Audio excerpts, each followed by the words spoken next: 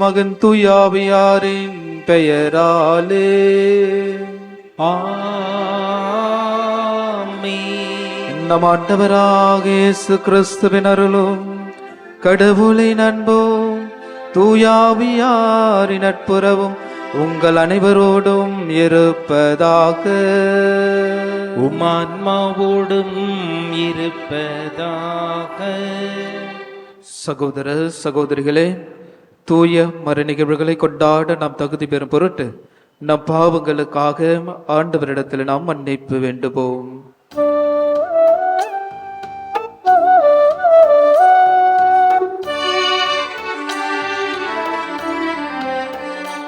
நான் மனமாற வேண்டும் இறைவா, நிறைவாழ்வை அடைய வேண்டும். நான் மனமாற வேண்டும் இறைவா, நிறைவாழ்வை அடைய வேண்டும். கல்லான என் மனம் கசிந்திட வேண்டும், உள்ளான என் மனம் மாறிட வேண்டும். முள்ளான என் மனம் மாறிட வேண்டும், மனம் மாற வேண்டும் இறைவா, நிறைவாழ்வை அடைய வேண்டும். நான் மனமாற வேண்டும் இறைவா, நிறைவாழ்வை அடைய வேண்டும். மன்றாடுவோமாக. இறைவாயரான புனித பிரான்சிஸ் மனிதரின் மீட்புக்காக எல்லாருக்கும் எல்லாம் ஆகிட திருவுளமானாரே. எங்கள் சகோதரர் சகோதரிகளுக்கு என்று பணிபுரிவதில் நாங்கள் அவருடைய எடுத்துக்காட்டை பின்பற்றி உம்முடைய அன்பின் கனிவை வெளிப்படுத்துவோமாக. உமோடும் தூயாவியாரின் ஒன்றிப்பில் இறைவனாய் என்றென்றும் வாழ்ந்து ஆட்சி செய்கின்ற எங்கள் ஆண்டவரும் இயேசு கிறிஸ்து வழியாக உம்மை மன்றாடுகின்றோம்.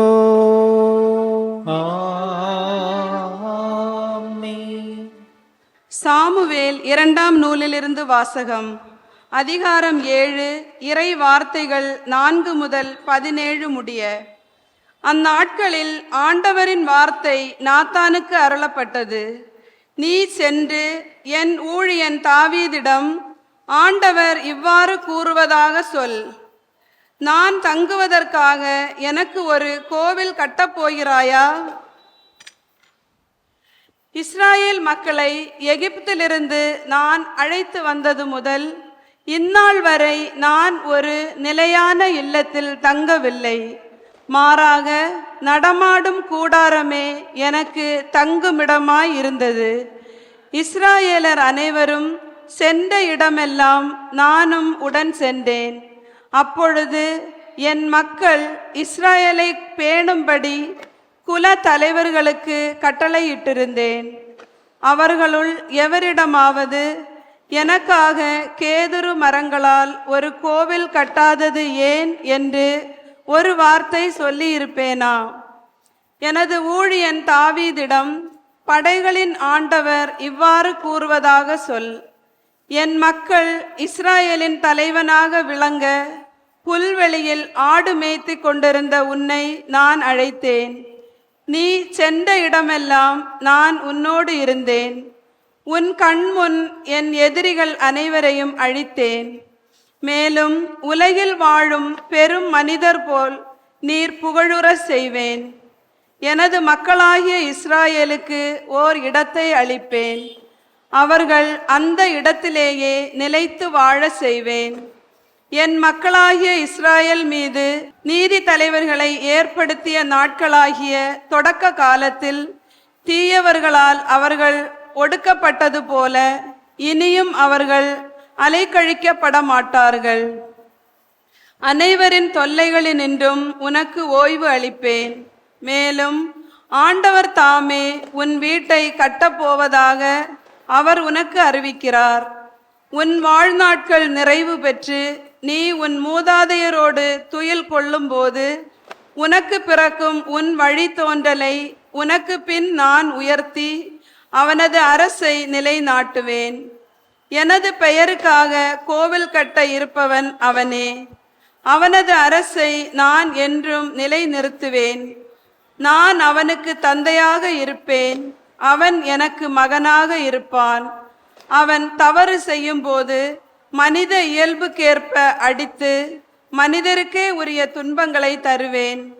உன் முன்பாக நான் சவுலை விலக்கியது போல் என் பேரன்பிலிருந்து அவனை விலக்க மாட்டேன்.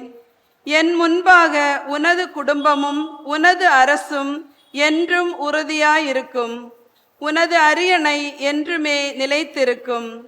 மேற்கூறிய வெளிப்பாட்டின் வார்த்தைகள் அனைத்தையும் நாத்தான் தாவீதுக்கு எடுத்துரைத்தார். ஆண்டவரின் அருள்வாக்கு. இறைவனுக்கு நன்றி. பதிலுரை பாடல். எனது பேரன்பு என்றென்றும் நிலைக்க செய்வேன். எனது பேரன்பு என்றும் நிலைக்கச் செய்வேன். நான் தேர்ந்து கொண்டவனோடு உடன்படிக்கை செய்து கொண்டேன். என் ஊழியன் தாவீதுக்கு ஆணையிட்டு கூறியது, உன் வழிமரபை என்றென்றும் நிலைக்க செய்வேன். உன் அரியணையை தலைமுறை தலைமுறையாக நிலைத்திருக்க செய்வேன். பல்லவி. எனது பேரன்பு என்றும் நிலைக்கச் செய்வேன்.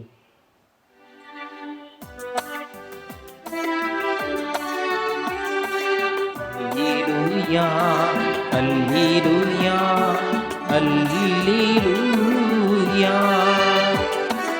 அல்லேலூயா, அல்லேலூயா, அல்லேலூயா.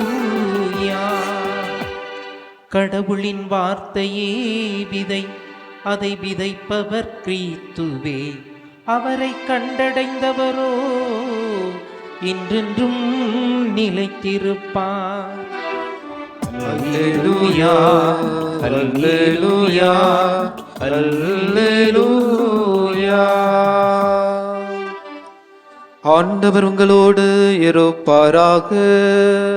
உமான்மாவோடும் இருப்பாராக.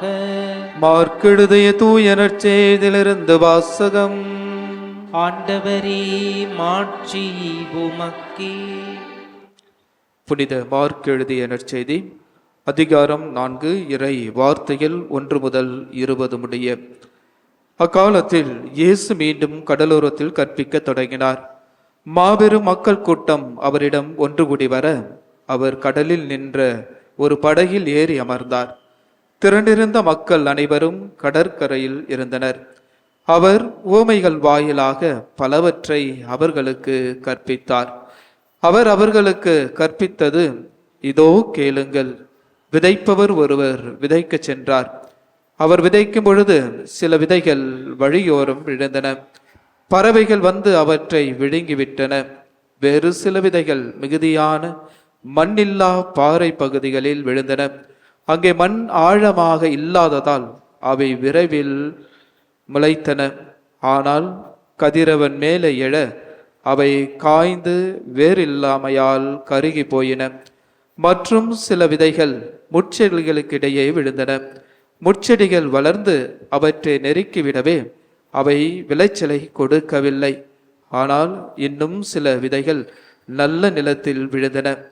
அவை முளைத்து வளர்ந்து சில 30 மடங்காகவும் சில 60 மடங்காகவும் சில 100 மடங்காகவும் விளைச்சலை கொடுத்தன. கேட்க செவியுள்ளோர் கேட்கட்டும். அவர் தனிமையான இடத்தில் இருந்தபோது அவரை சூழ்ந்து இருந்தவர்கள் 12 சேர்ந்து கொண்டு ஓமைகளை பற்றி அவரிடம் கேட்டார்கள். அதற்கு இயேசு அவர்களிடம், இறையாட்சியின் மறைபொருளை அறிய உங்களுக்கு கொடுத்து வைத்திருக்கிறது. புறமே இருக்கிறவர்களுக்கோ எல்லாம் ஓமைகளாகவே இருக்கின்றன. எனவே அவர்கள் ஒருபோதும் மனமாறி மன்னிப்பு பெறாதபடி கண்ணால் தொடர்ந்து பார்த்து கண்டுகொள்ளாமலும் காதால் தொடர்ந்து கேட்டும் கருத்தில் கொள்ளாமலும் இருப்பார்கள் என்று கூறினார். மேலும் அவர் அவர்களை நோக்கி, இந்த ஓமையை உங்களுக்கு புரியவில்லையா? பின்பு எப்படி மற்ற ஓமைகளை எல்லாம் நீங்கள் புரிந்து கொள்வீர்கள்? விதைப்பவர் இறை வார்த்தையை விதைக்கிறார். வழியோறும் விழுந்த விதைகளுக்கு ஒப்பானவர்கள் வார்த்தையை கேட்பார்கள், ஆனால் அதை கேட்டவுடன் சாத்தான் வந்து அவர்களுள் விதைக்கப்பட்ட வார்த்தையை எடுத்து விடுகிறான். பாறை பகுதிகளில் விதைக்கப்பட்ட விதைகளுக்கு ஒப்பானவர்கள் இறை வார்த்தையை கேட்டவுடன் அதை மகிழ்ச்சியோடு ஏற்றுக்கொள்வார்கள். ஆனால் அவர்கள் வேறற்றவர்கள், சிறிது காலமே நிலைத்திருப்பார்கள். இறைவார்த்தையின் பொருட்டு இன்னலோ இடுக்கண்ணோ நேர்ந்தவுடனே அவர்கள் தடுமாற்றம் அடைவார்கள். முட்செடிகளுக்கு இடையில் விதைக்கப்பட்ட விதைகளுக்கு ஒப்பானவர்கள் இறைவார்த்தையை கேட்டும் உலக கவலையும் செல்வ மாயையும் ஏனைய தீய ஆசைகளும் உட்புகுந்து அவ்வார்த்தையை நெருக்கி விடுவதால் பயனளிக்க மாட்டார்கள். நல்ல நிலத்தில் விதைக்கப்பட்ட விதைகளுக்கு ஒப்பானவர்கள் இறைவார்த்தையை கேட்டு அதை ஏற்றுக்கொண்டு பயனளிப்பார்கள். இவர்களுள் சிலர் 30 மடங்காகவும், சிலர் 60 மடங்காகவும், சிலர் 100 மடங்காகவும் பயனளிப்பார் என்றார். ஆண்டவரின் அருள்வாக்கு. கிறிஸ்துவே உமக்கு புகழ். இறை இயேசுவில் அன்னையினுடைய அன்பு பக்தர்களே, இன்றைய இறைவன் நமக்கு சொல்கின்ற இறை வார்த்தையின் வாயிலாக விதைக்கப்பட்ட விதைகளாக விதைக்கப்பட்டிருக்கிறோம். அந்த விதைகள் வழியோரமாக இருக்கிறதா, பாறை நிலத்தில் விழுந்திருக்கிறதா, முட்செடிகளில் இருக்கிறதா, அல்லது நல்ல நிலத்தில் இருக்கிறதா என்பதை இறைவன் நம்மை சற்று சிந்திக்க அழைப்பு கொடுக்கிறார். இயேசுவில் மிகவும் பிரியமானவர்களே, ஆண்டவர் அதிகமான ஓமைகள் வாயிலாக தான் அனைவருக்கும் புரிகின்ற வகையில்தான் இந்த ஓமைகளை இறைவன் நமக்கு சொல்லிக் கொண்டே இருக்கிறார். அந்த வார்த்தைகளை நாம் எவ்வாறு நம்முடைய உள்ளத்திலும் சரி, நம்முடைய வாழ்விலும் சரி, நம்முடைய குடும்பத்திலும் சரி, நாம் எவ்வாறு அதை விதைத்ததை நாம் எவ்வாறு அறுவடை செய்யக்கூடியவர்களாக இருக்கிறோம். விதை கிடைக்கவில்லையே என்று நாம் ஏங்கி அந்த விதைக்காக ஏங்குகின்ற நம்முடைய மனநிலை எவ்வாறாக இருக்கிறது என்பதை நாம் சற்று சிந்தித்து பார்க்க வேண்டும். எனக்கு குழந்தையே கிடைக்கல பல வருஷமா, நான் என்ன செய்வேன், எனக்கு ஒரு குழந்தை பாக்கியத்தை கொடுங்க அப்படின்னு கேட்கின்ற பொழுது அந்த இறைவன் தன்னுடைய தாயினுடைய ஆசிராலும் அருளாலும் நமக்கு தேவையானதை அந்த தாயின் இறைவனிடத்திலே பரிந்து பேசி கொடுப்பதை நாம் பார்க்கிறோம். ஒரு குழந்தையான ஒரு விதையை இந்த மண்ணிலே மலரச் செய்வதை பார்க்கிறோம், உதிக்க செய்வதை பார்க்கிறோம். அந்த குழந்தையை எவ்வாறு இறைவனுடைய நல்ல நிலத்தில் விதைக்கப்பட்ட ஒரு குழந்தையாக நாம் எவ்வாறு அறுவடை செய்யக்கூடியவர்களாக இருக்கிறோம் என்பதை சற்று சிந்தித்து பார்க்க வேண்டும். நாம் இறைவனுடைய வார்த்தைகளை கேட்ட நம்முடைய வாழ்வு எவ்வாறு இறைவனுக்கு ஒரு 30 மடங்காக, 60 மடங்காக, ஒரு 100 மடங்காக, பாருங்க, நல்ல நிலத்தில் விதைக்கப்பட்ட விதைகளே 30 மடங்காகவும் 60 மடங்காகவும் 100 மடங்காகவும் விளைச்சலை கொடுக்கக்கூடியதாக இருக்கிறது என்றால், நாம் நல்ல நிலத்தில் விதைக்கப்படாத விதைகள் எப்படி நாம் இறைவனுக்கு உகந்தவர்களாக வாழ முடியும் என்பதை சற்று சிந்தித்து பாருங்கள். எனவேதான் நாம் இறைவனுடைய வார்த்தைகளை கேட்டு நாம் கேட்கிறோம், அதை பின்பற்றவில்லை. நம்முடைய வாழ்வில் இன்னல்களும் துன்பங்களும் துயரங்களும் வருகின்ற பொழுது, என்ன இறைவன் எனக்கு இதை கொடுத்திருக்கிறாரே, எனக்கு என்னுடைய மன்றாட்டுக்கு விண்ணப்பத்துக்கு செவி சாய்க்கவில்லையே என்று இவ்வாறாக புலம்பிக் கொண்டு வாழ்ந்து கொண்டிருக்கிறோம். நாம் உலக ஆசைகளிலும் இச்சைகளிலும் இந்த உலகமானது ஓடிக்கொண்டு இருப்பதனால்தான் நம்மால் ஒரு முழுமையான ஒரு இறைவனுக்கு ஒரு முழுமையான ஒரு விழுக்காடை, குறைந்ததாவது ஒரு 30 விழுக்காடாவது கொடுக்கலாம் அப்படின்ட்டு ஆண்டவர் சொல்கின்ற பொழுது, நாம் எவ்வாறு அதற்கு முயற்சி செய்யக்கூடியவர்களாக நம்முடைய வாழ்வு இருக்கிறது என்பதை நாம் சற்று சிந்தித்து பார்க்க வேண்டும். இயேசுவில் மிக பிரியமானவர்களே, நம்ம எல்லாரும் சின்ன வயசுலேருந்து நமக்கு பெற்றோர்கள் நல்ல ஒரு கல்வியை கொடுப்பாங்க, கல்வியை கொடுத்துருக்கிறாங்க, கல்வியை கொடுத்து கொண்டும் இருக்கிறாங்க. அப்போ அந்த கல்வியில் 100% மார்க் வாங்கணும் அப்படின்ட்டு பெற்றோர்கள் பிள்ளைகளிடத்துல எதிர்பார்க்குறீங்க. பார்க்குறீங்களா இல்லையா? ஏன்டா 30 மார்க் வாங்கின அப்படின்ட்டு குச்சை கோல் எடுத்து அடிக்க ஆரம்பிப்பீங்க. ஏன்டா 60 மார்க் எடுத்துருக்கிற, இன்னும் நல்லா படிக்கணும் அப்படின்ட்டு பண்ணுவாங்க. 100 மார்க் எடுத்தா, ஐயோ என் புள்ள 100 மார்க் எடுத்துருச்சு அப்படியே கட்டி பிடிச்சிருவீங்க. புரியுதுங்களா? அப்போ இறைவன், நாம் இறைவனுக்கு கொடுக்கின்ற விழுக்காடு குறைந்ததாவது ஒரு 30 விழுக்காடாவது இருக்கணும். புரியுதுங்களா? அந்த 30 விழுக்காடையும் கொடுக்காதனால தான் நம்ம இந்த 3 நிலைகளில், புரியுதுங்களா, வழியோரம் விதைக்கப்பட்ட விதைகளாகவும், பாறை நிலத்தில் விழுந்த விதையாகவும், முட்செடியில் விழுந்த விதையாகவும் வாழ்ந்து கொண்டிருக்கிறோம். எனவே நாம் அந்த இறைவனுடைய விதைக்கு உட்பட்டவர்களாக நம்முடைய வாழ்வு இருந்ததென்றால் நாம் இறைவனுக்கு உகந்தவர்களாக நம்மால் இருக்க முடியும், நம்மால் வாழ முடியும், அவருடைய வார்த்தைகளை கேட்டு அதன்படி பின்பற்ற முடியும். இல்லை என்றால் இந்த முட்செடிகளிலும் வழியோரம் விழுந்த விதைகளிலும் பாறைகளிலும் விழுந்த விதையாக தான் நம்முடைய எண்ணங்களும் சிந்தனைகளும் செயல்களும் ஒவ்வொரு நாளும் நம்மை விட்டு, இந்த இறைவனை விட்டு பிரிந்த நிலையில்தான் வாழ்ந்து கொண்டு இருக்க முடியுமே தவிர இறைவனோடு நாம் இணைந்திருக்க முடியாது. எனவே இயேசுவில் மிகவும் பிரியமானவர்களே, நன்றாக சிந்தித்து பாருங்கள். நான் இறைவனுக்கு அட்லீஸ்ட் ஒரு 30 மடங்காவது அந்த நல்ல நிலத்தில் விழுந்த ஒரு விதையாவது ஒரு பலனாக நான் கொடுக்க வேண்டும் என்பதை இறைவன் எதிர்பார்க்கிறார். அதனால்தான் அந்த ஊதாரி மகனுடைய உவமையில பார்க்கின்ற பொழுது தந்தையினிடத்தில் அவர் எவ்வாறு செயல்பட்டு இருந்தாலும் அந்த தந்தையினுடைய காத்திருப்பு, எப்பொழுது அவன் மீண்டும் திரும்பி வருவான் என்ற ஒரு நிலைப்பாடை அவர் பார்க்கின்ற பொழுது, அவர் தன்னுடைய மகன் வருகின்ற பொழுது தந்தையானவர் ஓடி போய் அவரை கட்டி தழுவுகிறார். ஏனென்றால் அவர் தன்னுடைய வாழ்வை முழுவதுமாக உணர்ந்து 100% கொடுக்கக்கூடியவராக மாறினார், 100% முழுமையாக தரக்கூடிய ஒரு மனிதராக மாறினார். அதே தான் ஆண்டவர் இயேசு இந்த சிலுவையில கையை இப்படி வச்சுக்கிட்டே இருக்கிறாருன்னா, நாம் எப்போ அந்த 100% கொடுக்குறோமோ அப்போதான் நம்மள அவரை கட்டி பிடிக்கக்கூடிய ஒரு நிலை நமக்கு தெரியும். இல்லை என்றால் ஆண்டவர் இயேசு அந்த சிலுவையில் ஆணிகளால் அடிக்கப்பட்ட அந்த நிலையிலே தான் அப்படியே தான் இருப்பார். அதனால நம்மளுடைய வாழ்க்கை வழியோரமாய் விழுந்த விதைகளாக அல்லாமல், பாறை நிலத்தில் விழுந்த விதைகளாக அல்லாமல், முட்செடிகளில் விழுந்த விதைகளாக அல்லாமல், நல்ல நிலத்தில் விழுந்த ஒரு விதைகளாக வாழ இறைவன் நமக்கு அழைப்பு கொடுத்திருக்கிறார். எனவே இருக்கின்ற காலங்களில் இருக்கின்றவராக நம்மோடு பேசுகிறவர் ஆண்டவர் இயேசுவே. எனவே அவரோடு நாமும் அவருடைய வார்த்தைகளை கேட்டு செவிமடுத்து அவருக்கு உகந்த ஒரு பிள்ளைகளாக நாம் வாழ்கின்ற பொழுது நாம் இறைவனுடைய பிள்ளைகளாக என்றும் வாழ முடியும், வளர முடியும், நல்ல பலனை கொடுக்க முடியும். விவசாயி விதைக்கின்ற விதையில் நல்ல விளைச்சலை எதிர்பார்க்கிறார். நீங்களும் ஒவ்வொரு செயல்களிலும் நல்ல விளைச்சலை எதிர்பார்க்கக்கூடியவர்களாக இருக்கிறீர்கள் என்பதை புரிந்து நானும் இறைவனுக்கு நல்ல விளைச்சலை கொடுக்கக்கூடிய ஒரு மனிதனாக இறைவனுடைய வார்த்தையை கேட்டு அவருடைய வார்த்தைக்கு செவி கொடுக்கக்கூடிய என்னுடைய வாழ்வும் என்னுடைய குடும்பமும் என்னுடைய பிள்ளைகளும் வாழ்வார்கள் என்ற ஒரு முழுமையான நம்பிக்கையோடு தெய்வீக திருப்பலிலே நம்மை அர்ப்பணித்து மன்றாடுவோம். ஆமே.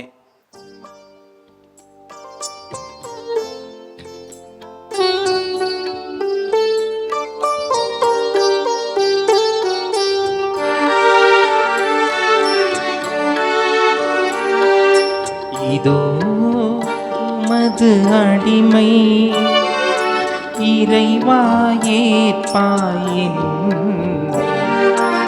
இதோ உமது அடிமை, எரியா விளக்கு என்னை நான் உனக்கு தந்தேன் ஏற்றிடுவார். எரியா விளக்கு என்னை நான் உனக்கு தந்தேன் ஏற்றிடுவார்.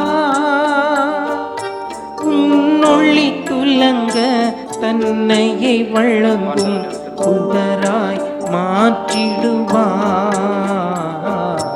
இதோ உமது அடிமை, இறைவா ஏற்பாய் எம்மை. இதோ உமது அடிமை. சகோதர சகோதரிகளே, என்னுடையதும் உங்களுடையதுமான இவ்வழி எல்லாம் வல்ல தந்தையாக இறைவனுக்கு ஏற்றதாகபடி மன்றாடுங்கள். ஆண்டவர் தமது பெயரின் புகழ்ச்சிக்காகவும் ஆட்சிக்காகவும் நமது நன்மைக்காகவும் புனித திரவை அனைத்து நலனுக்காகவும் நமது கையில் இருந்து இப்பள்ளியை ஏற்றுக்கொள்வாராக. ஆண்டவரே, புனித பிரான்சிஸ் சாந்தமிக்க உள்ளத்தை தூயாவி என்னும் நெருப்பால் வியத்தகு முறையில் பற்றி எறிய செய்தீரே. நாங்கள் ஒப்பு கொடுக்கின்ற மீட்பளிக்கை பலிபொருள் வழியாக எங்கள் இதயமும் அதே நெருப்பால் பற்றி எறிய செய்வீராக. எங்கள் ஆண்டவராகிய கிறிஸ்து வழியாக உம்மை மன்றாடுகின்றோம். ஆமென். ஆண்டவர் உங்களோடு இருப்பாராக.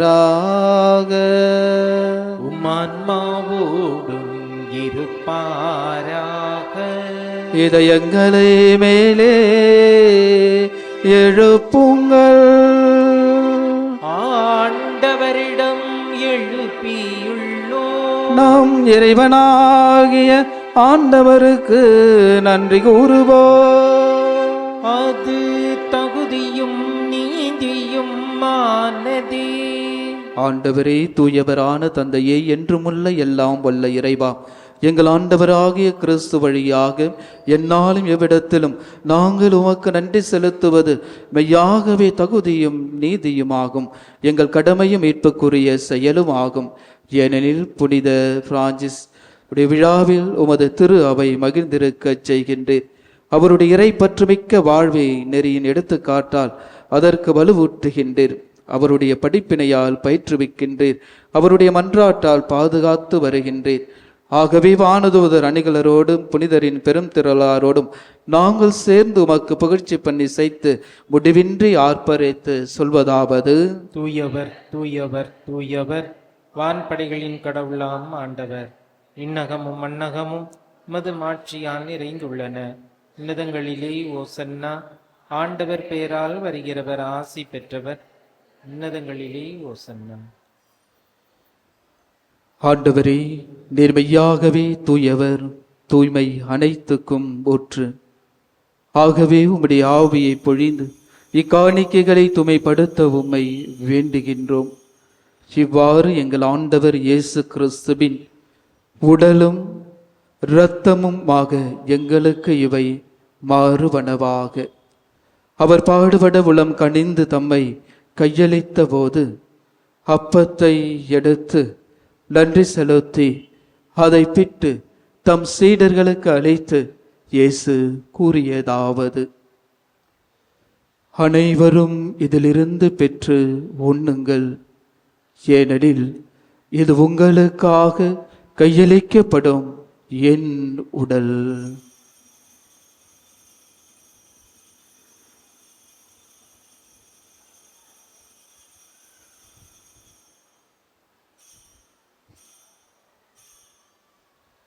அவ்வனமே இரவு விருந்தை அருந்திய பின் கிண்ணத்தையும் எடுத்து மீண்டும் உமக்கு நன்றி கூறி தம் சீடர்களுக்கு அளித்து இயேசு கூறியதாவது: அனைவரும் இதிலிருந்து பெற்று பருகுங்கள், ஏனெனில் இது புதிய நிலையான உடன்படிக்கைக்குரிய என் இரத்தத்தின் கிண்ணம். இது பாவ மன்னிப்புக்கென்று உங்களுக்காகவும் பலருக்காகவும் சிந்தப்படும். இதை என் நினைவாக செய்யுங்கள்.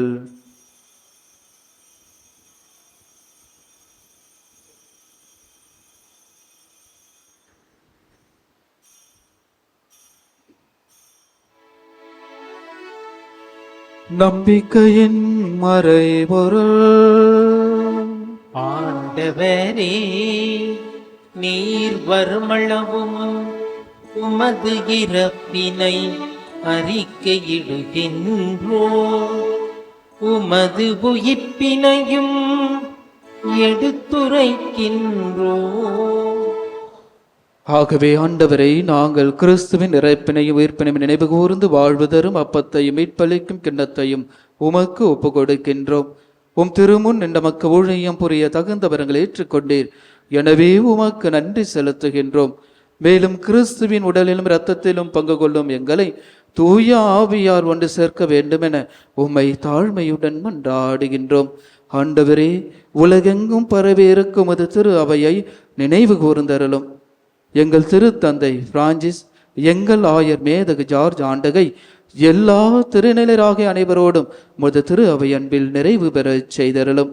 ஆண்டவரே, தெய்வீக திருப்பலியிலே ஒப்பு கொடுத்து ஜெபிக்கின்ற அனைத்து கருத்துக்களையும் மன்றாட்டுகளையும் நீர் ஆசிர்வதித்து இங்கு கூடி ஜெபிக்கின்ற உடைய பிள்ளைகளை இன்றைய புனிதரின் வழியாக சாந்தம், அமைதி, தாழ்ச்சி என்னும் புண்ணியங்களால் ஆசீர்வதிக்கப்பட்டு உம்முடைய குடும்பத்தின் பிள்ளைகளாக 100 மடங்காக வாழ அருள் புரிய வேண்டுமாய் செபிக்கிறேன். மேலும் உயிர்த்தெழும் எதிர்நோக்குன தொழில் கொள்ளும் எங்கள் சகோதர சகோதரிகளையும் குறிப்பாக தெய்வீக திருப்பலியில் ஒப்புக்கொடு ஜெபிக்கின்ற ஆன்மாக்கள், நம் குடும்பங்களில் இறந்து போன அனைத்து ஆன்மாக்கள், யாரும் இணையாத ஆத்மாக்கள், உத்திருக்கிற ஸ்தலத்தில் இருக்கிற ஆத்மாக்களுக்காகவும், நோயினாலும் விபத்தினாலும் போர்களாலும் இயற்கை சீற்றங்களாலும் நிலநடுக்கத்தாலும் இறந்து போன அனைவருக்காகவும் சிறப்பாக மன்றாடுவோம். இறந்தோர் அனைவரும் இரக்கத்துடன் நினைவு கூர்ந்து உமது திருமுக ஒளியினுள் ஏற்றருளும். எங்கள் அனைவரும் மீதும் இரக்கமாயிரும். கடவுளின் கன்னித்தாயான புனித மரியா, அவருடைய கணவரான புனித யோசேப்பு, புனித திருத்தூதர்கள், புனித பிரான்சிஸ், புனிதர் அனைவருடனும் நாங்கள் நிலை வாழ்வில் பங்கு கொள்ளும் தகுதி பெறும் பொருட்டு உம் திருமகன் இயேசு கிறிஸ்து வழியாக உம்மை புகழ்ந்தேத்த மரமரல உம்மை மன்றாடுகின்றோம்.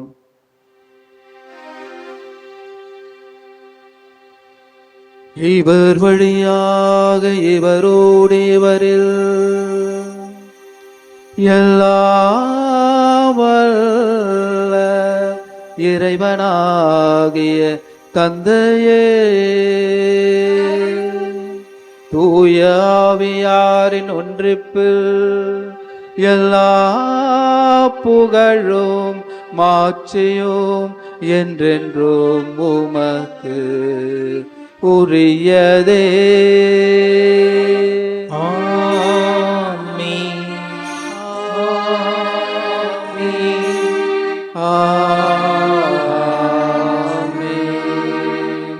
மீட்பரின் கட்டளையால் கற்பிக்கப்பட்டு இறை படைப்பினையால் பயிற்சி பெற்ற நாம் துணிந்து சொல்லுவோம். விண்ணுலகில் இருக்கிற எங்கள் தந்தையே, உமது பெயர் தூயது என போற்ற பெறுக. உமது ஆட்சி வருக. உமது திருவுளம் விண்ணுலகில் நிறைவேறுவது போல மண்ணுலகிலும் நிறைவேறுக. எங்கள் அன்றாட உணவை இன்று எங்களுக்கு தாரும். எங்களுக்கு எதிராக குற்றம் செய்பவரை நாங்கள் மன்னிப்பது போல எங்கள் குற்றங்களை மன்னியும். எங்களை சோதனைக்கு உட்படுத்தாதையும் தீமையிலிருந்து எங்களை விடுவித்தருளும். ஆண்டவரே, தீமை அனைத்திலும் இருந்து எங்களை விடுவித்து எங்கள் வாழ்நாளில் அமைதியை கனிவுடன் அருள உம்மை மன்றாடுகின்றோம். முது இரக்கத்தின் உதவியால் நாங்கள் பாவத்திலிருந்து எப்பொழுது விடுதலை பெற்று யாதொரு கலக்கமும் இன்றி நலமாய் இருப்போமாக. நாங்கள் எதிர்நோக்கி இருக்கும் பேரின்பத்துக்காகவும் எம் மீட்பராகிய இயேசு கிறிஸ்துவின் வருகைக்காகவும் காத்திருக்கின்றோம். ஏனெனில் ஆட்சியும் வல்லமையும் ஆட்சியும் என்றென்றும் அதே. ஆண்டவரே இயேசு கிறிஸ்துவே, அமைதியை உங்களுக்கு விட்டுச் செல்கிறேன், என் அமைதியையே உங்களுக்கு அளிக்கிறேன் என்றும் திருத்தூதர்களுக்கு மொழிந்தீரே. எங்கள் பாவங்களை பாராமல் உமது திரு அவையின் நம்பிக்கையை கண்ணோக்கி உமது திருவுளத்துக்கேற்ப அதற்கு அமைதியையும் ஒற்றுமையும் அளித்தருள திருவுளம் கொள்வீராக. என்றென்றும் வாழ்ந்து ஆட்சி செய்கின்றவர் நீரே. ஆமென். ஆண்டவருடைய அமைதி உங்கள் அனைவரோடும் என்றும் இருப்பதாக. ஆன்மாவோடும் இருப்பதாக. நம் ஆண்டவர் இயேசு தருகின்ற அமைதியை ஒருவரோடு ஒருவர் மகிழ்ச்சியோடு பகிர்ந்து கொள்வோம். அமைதி. உலகின் பாவங்களை போக்கும் இறைவனின் செம்மறியே, எங்கள் மேல் இரக்கமாயிரும். உலகின் பாவங்களை போக்கும் இறைவனின் செம்மறியே, எங்கள் மேல் இரக்கமாயிரும். உலகின் பாவங்களை போக்கும் இறைவனின் செம்மறியே, எங்களுக்கு அமைதியை அளித்தருளும்.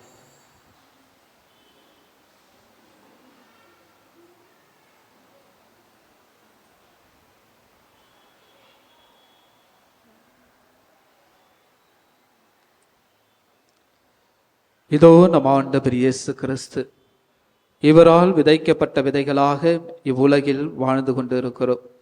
இவருக்குரிய பலனை கொடுக்க இதோ தன்னுடைய கரங்களை விரித்து எல்லோரும் என்னிடம் வாருங்கள் என்று நற்கருணையிலே வழியாக நம்மோடு பேசுகிறவர் இவரே.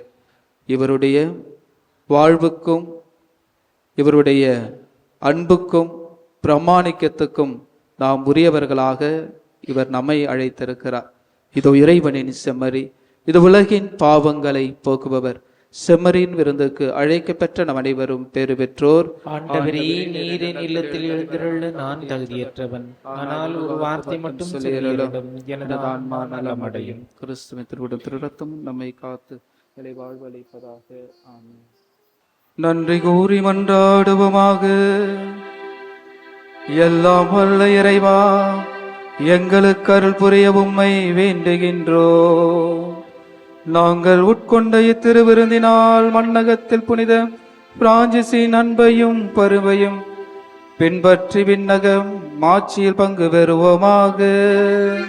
எங்கள் ஆண்டவராகிய கிறிஸ்து வழியாக உம்மை மன்றாடுகின்றோம்.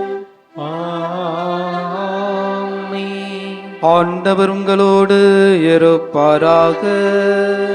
உம் ஆன்மாவோடும் இருப்பாராக. எல்லாம் உள்ள இறைவன் தந்தை மகன் தூயாவியார் உங்கள் அனைவரையும் நிறைவாக ஆசிர்வதிப்பாராக. ஆமென். இயேசுவின் உள்ளத்தில் விதைக்கப்பட்ட விதைகளாக வாழ சென்று வாழுங்கள். திருப்பலி நிறைவு பெற்றது. இறைவனுக்கு